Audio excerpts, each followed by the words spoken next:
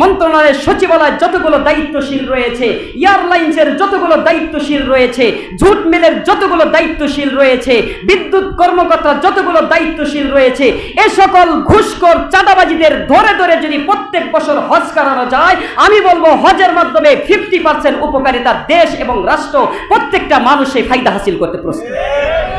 কারণ হজের মাধ্যমে মন্ডল সাহেব যেই পরিমাণ জমি দখল করতেন, যদি বিঘাকে বিঘা জমি দখল করতেন, আপনি দেখবেন হজ করে আসার পর ওই বিঘা বিঘার স্থানে তখন শতকে শতকে নামে। আমি এখন হজ করে আসছি, মানুষে কি বলবে, এত দাগকে দাগ জমি যদি দখল করি মানুষে খারাপ বলবে, তখন ওই শতক বাই শতক সে এভাবে মানুষের তা গোসল করতে থাকে। যদি আগে ঘুষ খাইতো বেপরোয়াভাবে, লক্ষ লক্ষ যদি ঘুষ খাইতো, বাইতুল্লাহ তওয়াফ করে আসার পর একটু তার বিবেকে বাজে, তখন ঘুষ খাইলেও গোপনে খায়, কিংবা ঘুষ খাইলেও অর্ধেক 50% কমায়া দেয়, কারণ ভিতরে তো আল্লাহর ভয় কিছুটা হলেও ঢুকছে। আগে যদি লাখ লাখ খাইতো, এখন সেই হজে যাওয়ার কারণে, হজ থেকে ফিরে আসার কারণে এখন হাজী সাহেব ঘুষ খায় হাজারে হাজার। বোঝেন নাই কথা? আগে যদি মানুষের উপর জুলুম চালাইতো 100%, যে গরিব দুঃখী যা আসো আসো, আমাকে চাঁদা দিয়ে তোমাকে ব্যবসা করতে হবে, আমাকে চাঁদা দিয়ে তোমাকে এই পরিবেশ, এই পরিচালনা, এই সমাজে থাকতে হবে, আমাকে চাঁদা দিয়েই তোমাকে এখানে বসবাস করতে হবে। বাইতুল্লাহ শরীফ তওয়াফ করে আসার পর ওই ব্যক্তিও মনে মনে অনুশোচনা করে, হ্যাঁ, যারা ফুটপাতে ব্যবসা করে এদের কাছ থেকে প্রত্যেক দিন চাঁদা নেওয়াটাও একটা জুলুম মনে হয়। ফুটপাতের চাঁদাবাজিটা বন্ধ করে দেয়, তখন ওই বড় বড় জায়গায় তখন সেই চাঁদাবাজিটা কমায়, এক শ্রেণীর চাঁদাবাজিও কমে যায়। যে ব্যক্তি চুরি করে ওই ব্যক্তির চোর তার 50% কমিয়ে দেয়। সুতরাং যারা হজ করে আসে, আর সমাজে যখন টেন্ডারবাজ কমে যায়, সমাজে যখন চুরি কমে যায়, সমাজে যখন জেনা কমে যাবে, সমাজে যখন জুলুম কমে যাবে, তখন আমি ইমাম সাহেবও ওইটার উপকারিতা ফায়দা হাসিল করতে পারবো। কথা ঠিক না ঠিক? সুতরাং আমার কথা এটাই হলো, যারা আজকে এই যে আমাদের, এটা হলো ক্ষুদ্রতম আমাদের রাষ্ট্রের যে সকল উচ্চাঙ্গ জায়গাগুলো রয়েছে, একজন চোর চুরি করা বাদ দিয়ে দেবে, একজন মন্ডল জমি দখল করা বাদ দিয়ে দেবে, একজন জুলুমকারী জুলুম বাদ দিয়ে দেবে, একজন টেন্ডারবাজ টেন্ডারবাজি বাদ দিয়ে দেবে, এটা দেশের ক্ষুদ্রতম আয়, এটা প্রত্যেকটা মানুষ ক্ষুদ্রতম আয় পাইলো, এটা ক্ষুদ্রতম উপকার পাইলো, আমরা ক্ষুদ্রতম আয় এটা এই ধরনের ব্যক্তিদের থেকে পাইলাম। কিন্তু হজে যাওয়ার মাধ্যমে দেশের সর্বোচ্চ উচ্চাঙ্গ অর্থাৎ বৃহত্তম আয় তখনই হবে। আজকে আপনি লক্ষ্য করে দেখুন, আমি এই লিআশহাদু মানাফিআ লাহুম এই আয়াতের ব্যাখ্যায় আমি আমার এই দায়িত্বহীন কণ্ঠে আজকে এটা স্পষ্ট বলতে পারবো যে আজকে বাংলাদেশের রেল প্রোডাক্টসে যান, সেখানে লস গুনতে হচ্ছে। আজকে আপনি এয়ারলাইন্সে যান, সেখানেও লস গুনতে হচ্ছে। জুট মেলে যান, লস গুনতে গুনতে গুনতে গুনতে সেটা বন্ধই হয়ে গিয়েছে। আজকে আপনি বিদ্যুতের অফিসে যান, সেখানেও লস প্রোডাক্ট, অর্থাৎ বিদ্যুতের জ্বালানিও অনেক সময় থাকে না। এভাবে দেশের প্রত্যেকটা মন্ত্রণালয়গুলোতে, দেশের প্রত্যেকটা সর্বোচ্চ পর্যায়ের জায়গাগুলোতে এই যে লসের খাত আর লসের খাত আর এই লসের খাত, এইগুলো লসের খাত হবার দ্বারা আপনিও কি লসে হাত করছেন না? দেশের প্রত্যেকটা নাগরিক কি লসে পড়ছে না?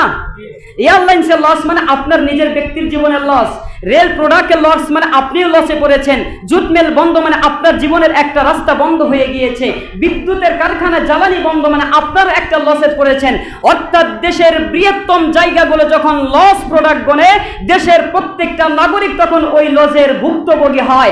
আমি লিআশহাদু মানাফিআ লাহুম এ কথার ব্যাখ্যায় আমি বলতে পারবো, দেশের প্রত্যেকটা জায়গাতে রেল লাইন্সের, রেল প্রোডাক্টসের, রেল মন্ত্রণালয়ের সচিবালয় যতগুলো দায়িত্বশীল রয়েছে, এয়ারলাইন্সের যতগুলো দায়িত্বশীল রয়েছে, জুট মিলের যতগুলো দায়িত্বশীল রয়েছে, বিদ্যুৎ কর্মকর্তা যতগুলো দায়িত্বশীল রয়েছে, এ সকল ঘুষখোর চাঁদাবাজিদের ধরে ধরে যদি প্রত্যেক বছর হজ করানো যায়, আমি বলবো হজের মাধ্যমে 50% উপকারিতা দেশ এবং রাষ্ট্র প্রত্যেকটা মানুষ এই ফায়দা হাসিল করতে প্রস্তুত। কারণ হজের মাধ্যমে অন্তত পক্ষে মানুষ উপকারিতা লাভ করতে পারে। সুতরাং তারা উপকৃত হোক বা না হোক, কিন্তু হজ করে আসার পর সে তখন কলমের খোঁচায় লক্ষ কোটি টাকা টেন্ডারবাজি করবে না, লক্ষ কোটি টাকা পাচার করবে না। বাইতুল্লাহ সফর করে আসার দ্বারা তার অন্তরে কিঞ্চিত পরিমাণ ভয় ঢোকার কারণে অন্তত পক্ষে 50% দুর্নীতি কমে যাবে। কাজেই দুর্নীতি যখন কমে যাবে, আপনি কি উপকৃত হবেন না? আপনি কি উপকৃত হবেন না? সকলেই উপকৃত লাভ করবে। সুতরাং হজ করার মাধ্যমে বোঝা গেল দেশের ক্ষুদ্রতম আয় হয়, দেশের ক্ষুদ্রতম উপকার হয়, এবং যদি মন্ত্রণালয়ে ব্যক্তিগুলোকেও যদি হজ করানো যায় তাহলে দেশের বৃহত্তম আয় সেদিন হাসিল হবে। কথা ঠিক না? এজন্য আমাদের প্রত্যেকেই এটা লক্ষ্য রাখতে হবে যে আমরা আমাদের নিজের পরিবারকে বাঁচানোর জন্য, নিজের পরিবারকে অন্ততপক্ষে শান্তি এবং সুখ দেওয়ার জন্য যারা বিত্তশালী হয়েছি আমরা যাতে প্রত্যেকেই হজ করতে পারি, আল্লাহ তৌফিক দান করুন। যারা হজ করবেন না, যাদের অর্থ টাকা রয়েছে, যারা এরকম নেশাবের পরিমাণের মালিক হয়েছে, লক্ষ লক্ষ টাকা গুনছেন আর ছাদ আর টাইলস করার জন্য স্বপ্ন দেখছেন, বাইতুল্লাহ সফর করার কোনো অনুশোচনাও নাই, বাইতুল্লাহ যাওয়ার মতো কোনো নিয়তও আপনি করেন নাই, আর নিয়ত করলেও নাতিপুতি হওয়ার পরে নিয়ত করেছেন, দাড়ি এখনো কাঁচা, টাকা থাকলে কি হবে, দাড়ি পাকার পরেই হজ করি, কারণ হজ করে আসার পরে তার কোনো খারাপই করা যাবে না।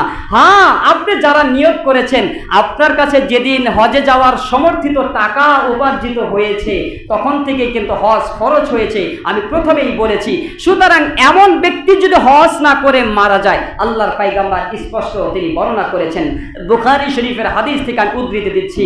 আল্লাহর পয়গম্বর বলেন, মান মাতা, এমন ব্যক্তি যদি মৃত্যুবরণ করে, ওয়ালাম ইয়াহুজ্জ, যে সে হজ করে নাই, ফালইয়ামুত, হজ না করে যদি কোনো ব্যক্তি মারা যায়, ইনশাআ ইহুদিয়ান আও ইনশাআ নাসরানিয়ান, ওই ব্যক্তি চাই ইহুদি হয়ে মারা যাক, চাই খ্রিস্টান হয়ে মারা যাক, আমি পয়গম্বর তাকে দেখার ভূক্ষেপ রাখি না। তাহলে আল্লাহর পয়গম্বর যদি এরকম একটা ঘোষণা করে, আপনি আমি হজ না করে শুধু ছাদ করতেছি আর টাইলস করতেছি, আল্লাহর পয়গম্বরের সুপারিশ পাওয়া সম্ভব? সম্ভব?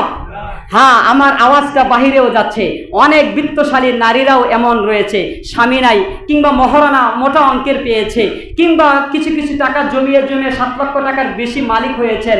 আম্মাজান, আপনাদেরকেও আমি বলছি, আপনারাও যদি এই পরিমাণ মালের মালিক হন, প্রত্যেক নারীর জন্য ওই হজ করা ফরজ। আর ফরজ হওয়া সত্ত্বেও যদি কোনো মহিলাও যদি হজ করা থেকে বিরত থাকে, ইনশাআল ইহুদিয়ান ওয়া ইনশাআ নাসরানিয়ান, ওই মহিলা চাই ইহুদি কিংবা খ্রিস্টান হয়ে মারা যাক, আল্লাহর পয়গম্বর বলেন আমার কিয়ামতের দিন দেখার কোনো প্রশ্নই আসে না। কারণ হজ করা মহিলাদের জন্য ফরজ। আল্লাহর পয়গম্বরের একেবারে কাছের মহব্বতের স্ত্রী বলতেছেন, আম্মা জান আয়েশা উম্মুল মুমিনিন আনহা ক্বালাত ইস্তাযানতা, আল্লাহ রাসূল আমাকে অনুমতি দেন, নবী সাল্লাল্লাহু আলাইহি ওয়াসাল্লাম ফিল জিহাদি, ইয়া রাসূলুল্লাহ আমরা তো জিহাদে যেতে পারি না,